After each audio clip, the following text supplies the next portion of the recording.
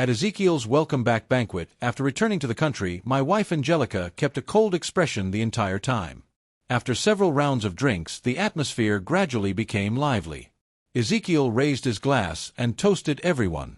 "Thank you all for coming to my welcome banquet." Everyone lifted their glasses in response, except Angelica, who sat there without moving. I nudged her, and only then did she reluctantly raise her glass. Someone asked Ezekiel, "Now that you're back, are you leaving again?" Ezekiel smiled and shook his head. "No, I'm staying." As he spoke, his eyes were fixed on Angelica, trying to catch even the slightest change in her expression. But he was destined to be disappointed. Angelica didn't even look at him. The situation became a bit awkward. The classmates quickly changed the subject, asking about Ezekiel's life abroad. As soon as the gathering ended, Angelica grabbed my hand and pulled me outside without even saying goodbye. All I could do was smile and bid farewell to everyone. Although I wore a smile, my heart felt ice cold. Chapter 1. That night, lying in bed and staring at Angelica's back, I finally asked, "Honey, do you still have feelings for Ezekiel?" Angelica reacted like a firecracker that had just been lit, shooting upright in an instant. "Leonardo, make yourself clear. What do you mean, I still have feelings for Ezekiel?" I didn't argue with her, nor did I say anything more. I just looked at her calmly. After a long moment of eye contact, Angelica was the first to back down. She turned her face away, muttered something about it being ridiculous, then grabbed a pillow and got out of bed. "I'll sleep in the guest room. You should calm down." With that, she left the bedroom. Looking at the empty space beside me, I couldn't help but sigh. She was right. I really did need to think things through. Angelica and I were college classmates. But back then we didn't interact much. I had only met her a few times at gatherings as Ezekiel's friend. At the time, Ezekiel was basically the campus heartthrob of the computer science department, while Angelica was the beauty of the law department. Many people on campus were obsessed with shipping them as a couple. Unfortunately, good things don't last. Even such a beautiful relationship couldn't escape the curse that graduation season is also breakup season. After graduating, Ezekiel planned to go abroad. But Angelica's family had already arranged a position for her at a law firm. Neither the rich young master nor the princess was willing to compromise. In the end, harsh words were exchanged, and they turned against each other completely. As their friend, I had witnessed their happiness. So when they broke up, all I could feel was regret. After graduation, I joined a major tech company.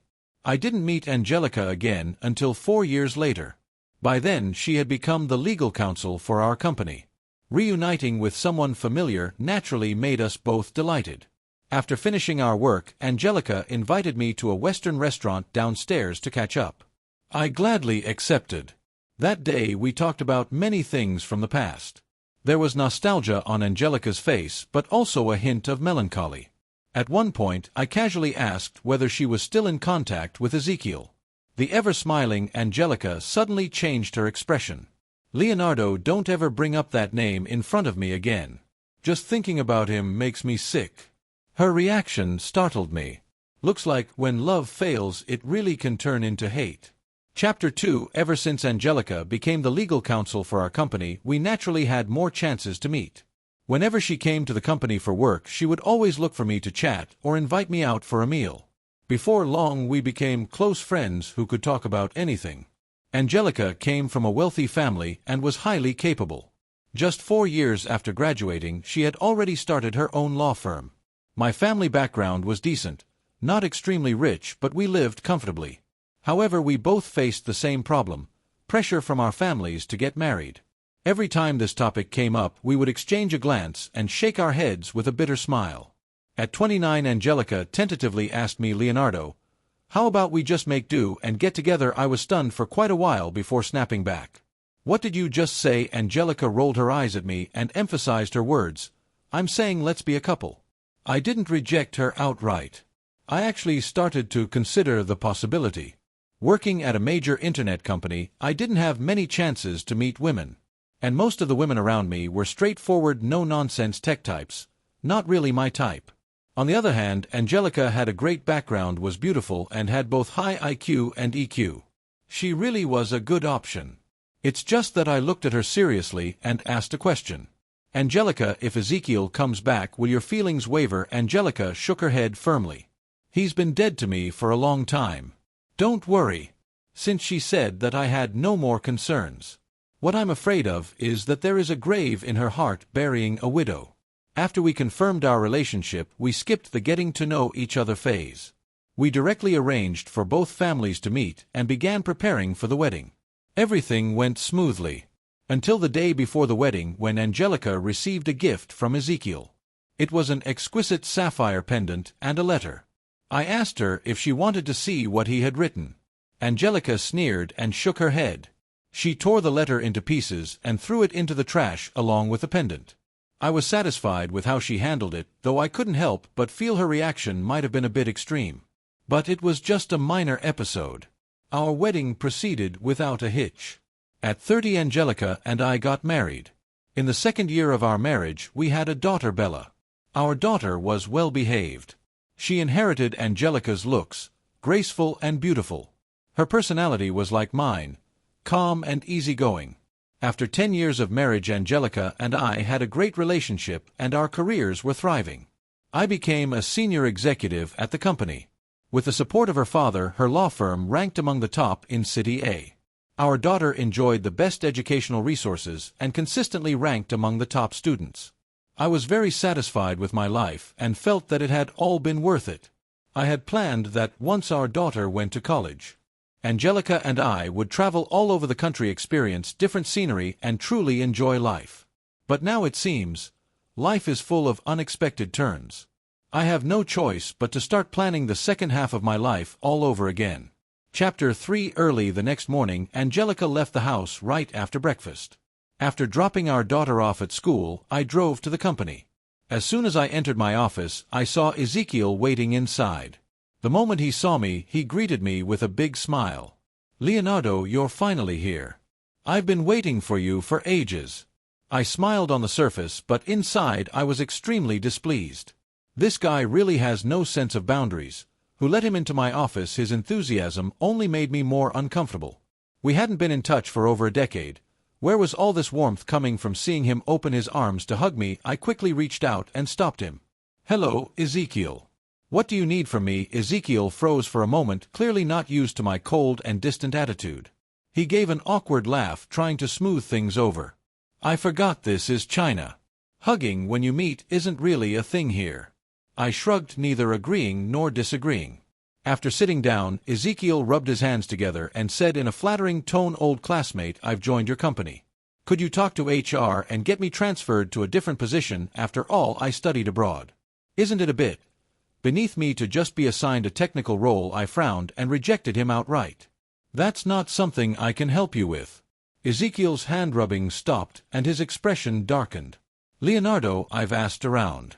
You're a vice president. Getting me a different position should be as easy as saying a word." He wasn't wrong, but we weren't close enough for that. I straightened my face and said seriously, "Ezekiel, I really can't help you with this. Company policy. Whether you studied abroad or graduated from a top university, you have to prove your value. Of course, if you can prove yourself, the company's resources will naturally be allocated to you. Just work hard and deliver results. The company won't treat you unfairly." My promises sounded tempting and perfect, but Ezekiel isn't some naive rookie fresh out of the real world. He looked at me deeply, then left in a huff. From his eyes I could see resentment, and even a hint of challenge. I shook my head helplessly and curled my lips into a faint smile. Looks like he didn't come with good intentions. Still, I didn't think much of it. He was in a technical role while I managed sales. There was little overlap in our work. Besides, what could he possibly do to me? Shaking off the messy thoughts, I threw myself into a busy afternoon of work. In the afternoon, just after finishing my break, I was about to head to the pantry for some water when the technical director Sam rushed over and blocked my way. "Leo, where the hell did the company find this guy? Some kind of untouchable prince, or what?" The moment we met, Sam started complaining. I asked him to sit down and explain slowly. As soon as he sat, Sam went off without holding back. "That new guy Ezekiel. Every time I assign him work, he keeps dodging it. I asked him to write a piece of code. Not only was the logic a mess, it was full of bugs. It wouldn't even run. When I criticized him, he pulled your name out to pressure me. How am I supposed to get any work done like this?" I sighed. "That's just how Sam is, straightforward and blunt. If it were someone else, they probably wouldn't have come directly to me. They would have gone to HR first to check whether Ezekiel got into the company through my connections, then decided what to do next. I patted Sam on the shoulder reassuringly. Sam, we're just classmates, and we haven't been in touch for over 10 years. I don't know what his technical skills are like. As for how you deal with him, that's up to you. It has nothing to do with me. Sam raised an eyebrow. Really? I gave him a firm look. Really? We're nothing more than former classmates. You don't need to worry about my feelings. Sam left happily. When I got off work and passed by the technical department, I could hear Sam yelling from far away. Through the glass, I saw him pointing at Ezekiel and scolding him. You can't do this, you can't do that. Did you fake your overseas master's degree, or what? You sound impressive on paper, but when it comes to actual work you're completely useless. If I scattered some rice on the keyboard, even a chicken could code better than you. Sam's words were indeed harsh. Looking at Ezekiel's head-lowered face flushed red, I honestly felt a bit sorry for him. Most people in technical roles were young guys in their 20s. As a 40-year-old man being scolded like that by Sam in front of them, it was humiliating. Still, I couldn't help but feel puzzled. Back in college, Ezekiel's grades were actually decent. What had he been doing all these years abroad to end up this incompetent? And his family wasn't poor either. There was no need for him to endure this kind of humiliation just for a salary. I couldn't figure it out, so I stopped thinking about it. Humming a tune, I drove home. Chapter 4. When I got home, my daughter was doing her homework. I put down my bag and sat beside her. "Sweetheart, where's Mom?" My daughter smiled and pointed toward the walk-in closet. I patted her head, reminded her to sit up straight and not lean too close to her book, then walked toward the closet. Leaning against the doorframe, I watched Angelica putting on makeup. "Got a date tonight?" I asked. Without turning around, Angelica replied, A newly established company wants to outsource their legal work. I'm meeting them tonight to discuss it." I didn't say anything, but doubt began to stir in my mind. Angelica rarely wore makeup. Even at important events, she would only put on light makeup. But now, with a red dress and bold glamorous makeup, it was obvious she had deliberately dressed up. After finishing her makeup, Angelica hurried out. When she passed by our daughter, she didn't even pause. Normally, before going out, she would kiss our daughter on the forehead. But this time she didn't even say goodbye. The more I thought about it, the more something felt off. I told the nanny to remind our daughter to go to bed on time and to warm her a cup of milk before sleep. Then I said goodbye to my daughter and hurried out, driving after Angelica. It didn't take long before I spotted her car. I followed behind at a distance. Not too close, not too far. I wanted to see who she was meeting. Soon Angelica's car stopped in front of a Western restaurant. After she went in, I parked my car and followed her inside. Once I located where she was sitting, I took a seat nearby. I called over a waiter and ordered a cup of coffee, quietly waiting for the person she was meeting to show up. Not long after, the restaurant door was pushed open. Ezekiel walked in. Dressed in a well-tailored suit, his hair meticulously styled, he looked like a successful man. He scanned the room, and the moment he saw Angelica, his eyes lit up. He quickly walked toward her. My anger surged straight to my head. So this was the business meeting Angelica had mentioned. Forcing myself to suppress the urge to flip the table, I calmed myself down. Now wasn't the time to lose control. I needed to hear what they were going to say. Soon their voices came from behind me. Ezekiel asked cautiously, "Angelica, have you been doing well these past years?" Angelica said nothing. Through the mirror on the restaurant wall, I could see her cold expression. "Angelica," this time when I came back, Angelica raised her hand and cut him off. "Let's skip the reminiscing. Didn't you ask me here to talk about your divorce case?" The smile on Ezekiel's face gradually faded. He lowered his head in frustration. "Yeah. I'm tied up in a lawsuit right now. I shouldn't be bothering you, but honestly, I don't know who else can help me besides you." Ezekiel looked dejected, and although Angelica's face remained cold, there was unmistakable sympathy in her eyes. She couldn't hide it. Ezekiel sighed and looked at her earnestly. "Angelica, you know, back then my parents forced me to leave, and they also forced me to marry that woman. Now my family's gone bankrupt. That woman kicked me out and demanded a clean break, left me with nothing. Angelica, the truth is I've never forgotten you all these years. Back then I really had no choice. Enough. Angelica cut him off sharply. People in the restaurant turned to look at her. Realizing she had lost her composure, Angelica's face turned cold again and she fell silent. After a long moment she spoke once more. Ezekiel, back then I begged you not to go abroad. I begged you not to get engaged to that woman. But you threw me away like I meant nothing. Everything happening to you now is your karma. My heart skipped a beat. Back then I had thought they broke up simply because they couldn't agree on going abroad. I never expected that Angelica was the one who had been dumped. So even someone as proud as Angelica had once humbled herself and begged for someone. It's just that person wasn't me. Chapter 5. There was a bitter taste in my heart, but I still wanted to know exactly how Angelica felt about Ezekiel now.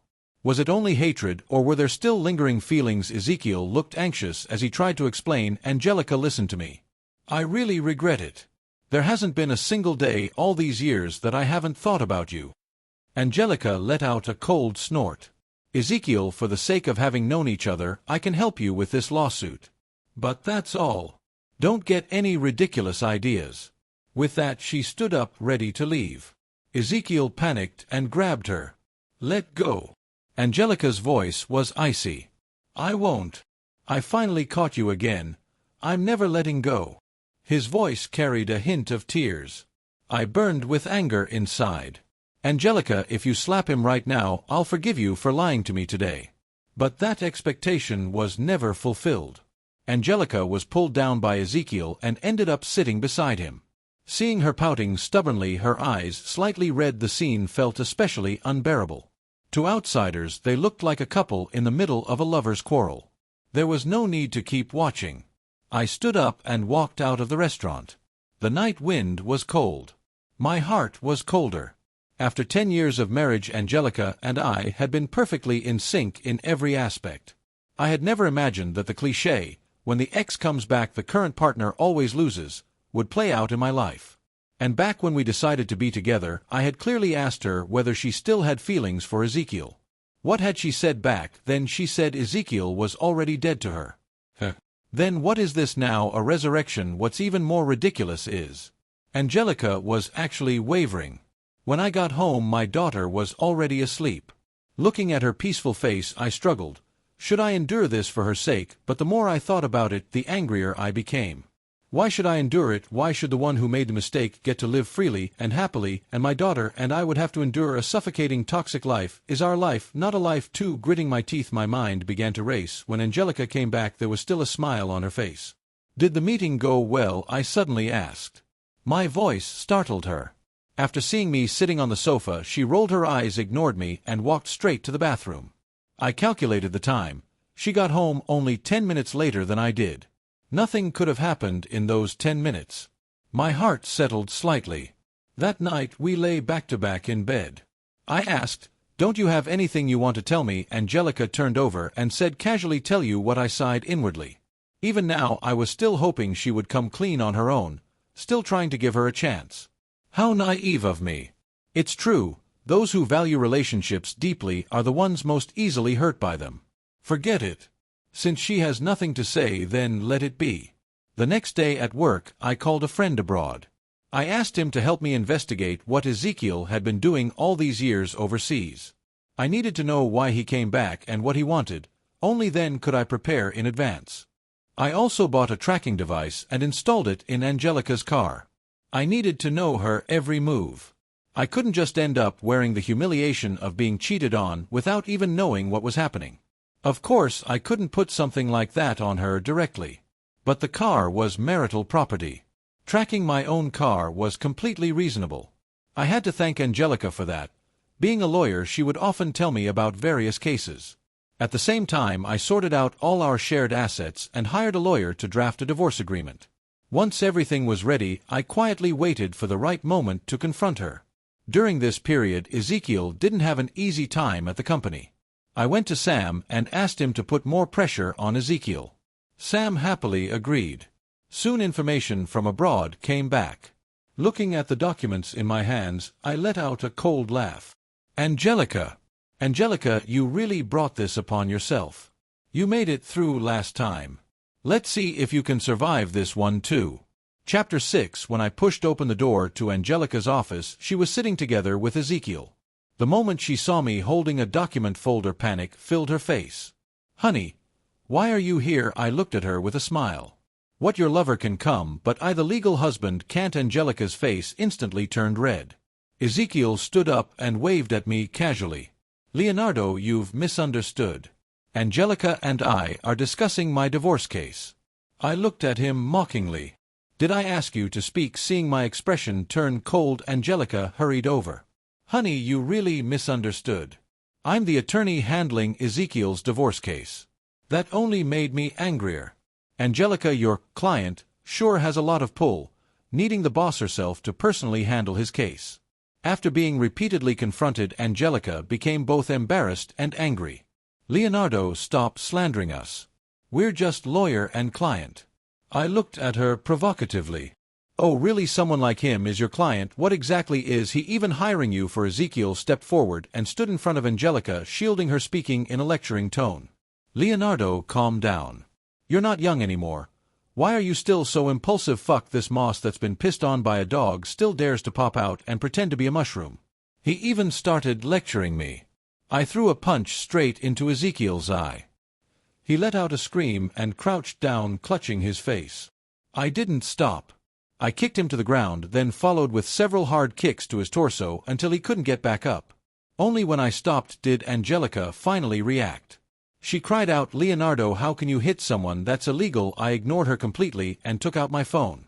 "Officer, you can come in now. The suspect has been subdued." The door opened and several police officers walked in, bringing with them an older foreign woman.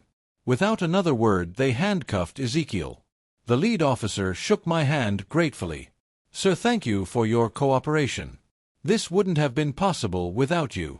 I quickly smiled politely. "It's no trouble. Cooperating with the police is every citizen's duty." The officer glanced at the stunned Angelica. "Lawyer Angelica, please come with us to the station as well. We need your cooperation for some matters." Angelica was too shocked to speak. She nodded stiffly and followed the police out. In the interrogation room, Angelica finally learned the full truth. There was no divorce case. No being kicked out of a marriage with nothing. Everything Ezekiel had said was a lie. The foreign woman was actually Ezekiel's girlfriend overseas. After swindling all her money, Ezekiel fled back to the country. She reported him to the police, and Interpol issued a warrant for his arrest. When I first received the information, I could hardly believe Ezekiel had fallen this far. After all, back in college, he had been a decent student. But according to the records, after going abroad, he was dazzled by a life of luxury and completely lost himself. His family had originally been well off. But after emigrating, several failed investments drained their wealth. On top of that, Ezekiel spent money recklessly. Within just a few years, they went bankrupt. Unable to bear the blow, his parents both passed away. After their deaths, Ezekiel completely let himself go. Before long, he burned through all his remaining savings. Fortunately for him, he had good looks, and wealthy older women abroad were quite taken with his type. So he began sweet-talking and deceiving them to get money. But this time he went too far. He drained that woman of all her assets. And she reported him. The day I finished reviewing the information, I contacted the police immediately. After explaining the situation, they asked me to cooperate in the arrest. I was more than willing. At the same time, I called his wealthy girlfriend overseas. At first, she didn't believe me. But after I sent her photos of Ezekiel at work, she finally believed it. She said she would come over right away. Chapter 7. Today, the rich woman arrived. After meeting up with the police, they decided the timing was right. With both witnesses and evidence in place, there was no way Ezekiel could deny anything. When we got to Angelica's company, I discussed the plan with the police. After all, Angelica is my wife. I was worried that if the police suddenly showed up, Ezekiel might panic and lash out, putting her in danger. So I suggested that I go in first and subdue him. Of course, that was just an excuse. I simply wanted to beat him up and vent my anger. At first, the police refused. But after I insisted repeatedly, they finally agreed. Standing outside the interrogation room, looking at the dejected Ezekiel inside, I felt a sense of satisfaction. You could run wild overseas doing whatever you wanted. No one cared. But you just had to come back and stir things up, messing with Angelica and trying to ruin my family. Then don't blame me for destroying you completely. When the police brought Angelica out, I didn't even glance at her. I walked straight out of the station. She kept her head down, following closely behind me step by step. When getting into the car, she tried to sit in the back seat. I barked at her once, and she obediently sat in the passenger seat. On the way home, she tried several times to speak, but didn't know how to begin. I ignored her. When we got home, our daughter was still awake. I stayed with her to finish her homework, played with her for a while, and only then sent her back to her room. Throughout the entire time, I didn't spare Angelica a single glance. Perhaps out of guilt, Angelica stood silently by the sofa like a student who had made a mistake. Only after our daughter fell asleep did I go downstairs to the living room. As soon as I sat down, Angelica walked over and crouched in front of me. Hesitantly, she spoke. "Honey, I'm sorry." I said nothing. I took out the divorce agreement I had prepared long ago from my briefcase and pushed it toward her expressionlessly. "Take a look. If there's no problem, sign it." The moment she saw the words divorce agreement, Angelica panicked. She grabbed my hand, pleading repeatedly, "Honey, I don't want a divorce. I didn't do anything to betray you. You can't abandon me." I had originally planned for us to part on relatively good terms, each going our own way. But her shameless denial completely ignited my anger. Glancing at our daughter's tightly shut bedroom door, I could no longer suppress the fury inside me. I slammed the agreement against her face. "Didn't betray me, Angelica 3 days ago at the restaurant, who was holding hands with Ezekiel while eating 2 days ago at the park, who was hugging Ezekiel. Do you think as long as you didn't sleep together you didn't betray me? You're fucking disgusting." Angelica's face turned deathly pale. She was a lawyer. She knew I wouldn't make accusations without evidence. If I said it, it meant I had proof. Angelica collapsed, sitting on the floor, sobbing uncontrollably. I shot her an impatient glare. "Keep it down. What if you wake our daughter?" Hearing that, Angelica stopped crying as if grabbing onto a lifeline.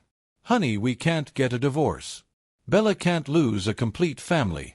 To be fair, although Angelica was a terrible partner, she truly loved our daughter.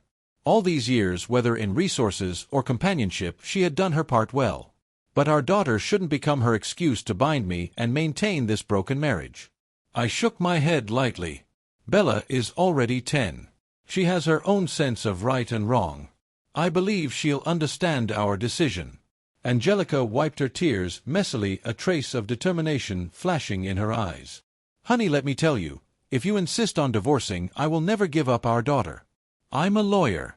I'm confident I can win custody." She was trying to use our daughter to control me. I smiled. Chapter 8. Angelica looked confused. "Honey, what are you smiling about?" I picked up the divorce agreement and handed it back to her. "Lawyer Angelica, take a closer look before you talk to me." She didn't understand what I meant. After taking the agreement, she began reading it carefully. When she saw that I had given up custody of our daughter, she froze.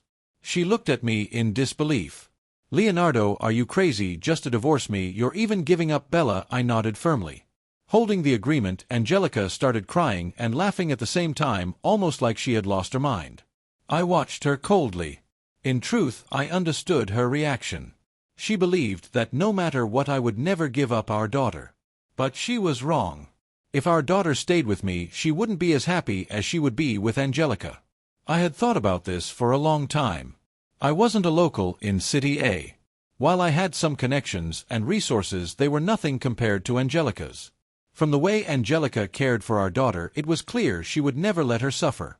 More importantly, even though Angelica was clinging to me, now refusing to divorce, once she recovered she would inevitably start planning for her future. With her looks and wealth, there would be no shortage of suitors. If our daughter didn't stay with her, then after Angelica built a new family, she would gradually drift away from Bella.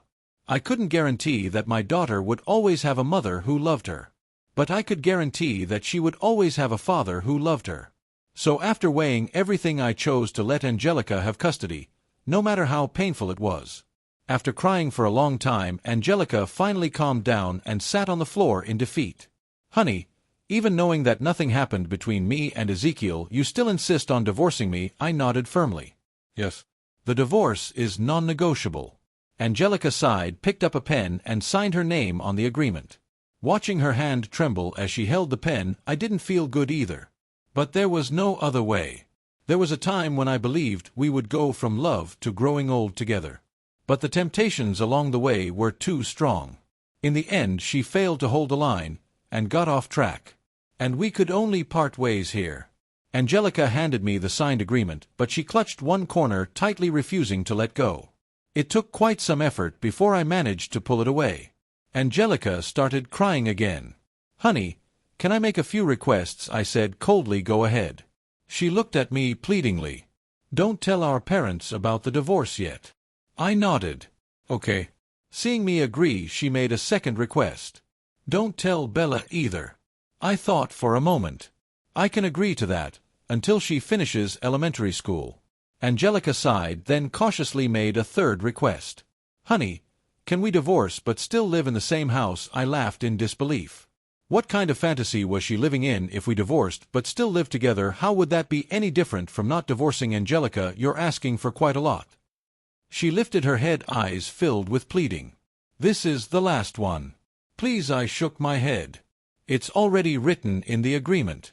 This house goes to you. The apartment downtown goes to me. After we register the divorce tomorrow, I'll move out." After saying that, I ignored her. Back in the bedroom, I started packing my belongings. There was a lot to pack. After all, this had been my home for 10 years. Angelica stood at the doorway, silently watching. She didn't dare speak, nor did she dare try to stop me. In the end, her presence annoyed me. So I simply shut the bedroom door. Chapter 9. Early the next morning, on the way to take Bella to school, I told a lie. I said there was an important project out of town, and that I'd be on a business trip for a while. Looking at my teary-eyed daughter, my heart felt like it was being torn apart. At parting, knowing I wouldn't see her for a long time, I hugged and kissed her over and over again. On the drive back home, the more I thought about it, the angrier I became. It was all Angelica's fault.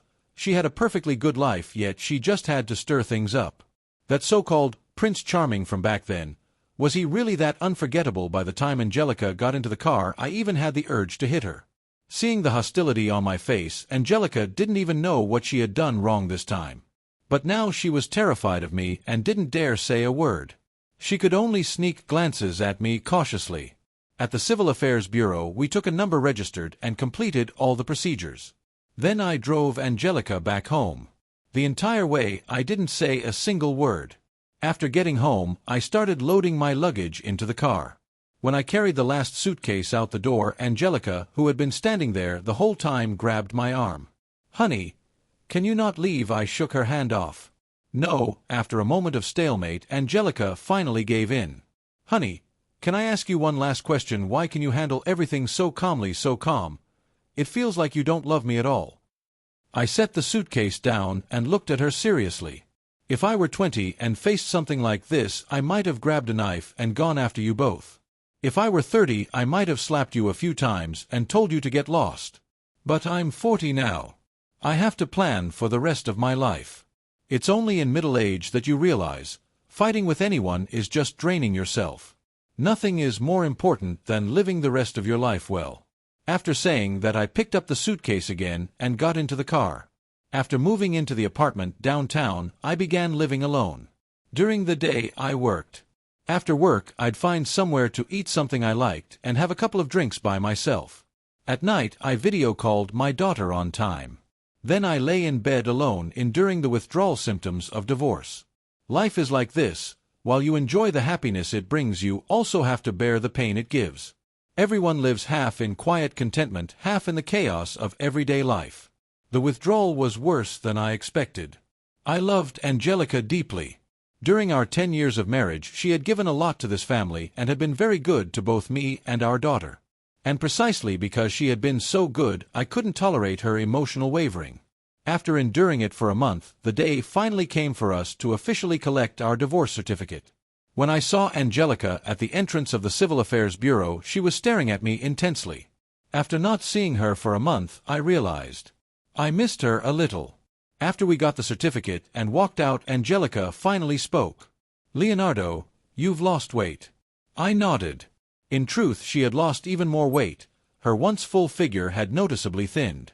Angelica continued, "If it's convenient, come back and visit Bella sometime. She misses you a lot." I looked at her questioning. Angelica smiled with a sense of release. I told her about our divorce. "You were right, she's capable of understanding right from wrong." On the way back I could barely suppress the urge to see my daughter. When I finally saw her, I pulled her tightly into my arms. Angelica and I spent the entire day playing with her. Only after dinner, after promising Bella that I'd come see her again next weekend, did I leave. When Angelica walked me to the door, she glanced at the dark night outside. There was a hint of hope in her eyes. "How about, you don't go tonight, it's late, it's not safe. Just stay here for the night." I rolled my eyes at her. "What kind of fantasy are you having?" Angelica smiled shyly. But as she smiled, tears began to fall. A wave of bitterness rose in my chest. I quickly got into the car and drove away. Chapter 10. Half a year after separating from Angelica, my life gradually got back on track. The withdrawal symptoms were no longer as intense. Things on Angelica's side were pretty much as I had expected. She began to focus her energy on our daughter. She stopped working overtime and pushed off whatever she could at work. She spent more time with our daughter, drawing with her, playing the piano with her, and taking her horseback riding. Angelica was very willing to invest in our daughter, even going so far as to use her father's connections. She arranged for our daughter to go out, participate in exchange programs, and broaden her horizons. I spent almost every weekend with our daughter. Getting along with Angelica no longer felt as awkward, it was more like being friends. Until winter break, when our daughter said she wanted to stay with me for a while. I agreed without a second thought. On the first night after she moved in, while I was tucking her into bed, she looked at me pitifully. "Dad, can we let Mom come in?" I looked at her in surprise. "How do you know Mom is outside?" She raised her wrist, showing me her smartwatch. "She sent me a message. She said she's been standing outside for a long time. It's really cold out there and she's almost frozen." I gritted my teeth in anger, but I couldn't refuse. Angelica was truly shameless, using our daughter to guilt-trip me like this. I forced a smile. "All right, Dad, we'll go open the door now." Our daughter nodded happily. "Dad, go ahead. I'm going to sleep." After saying that, she tightly shut her eyes.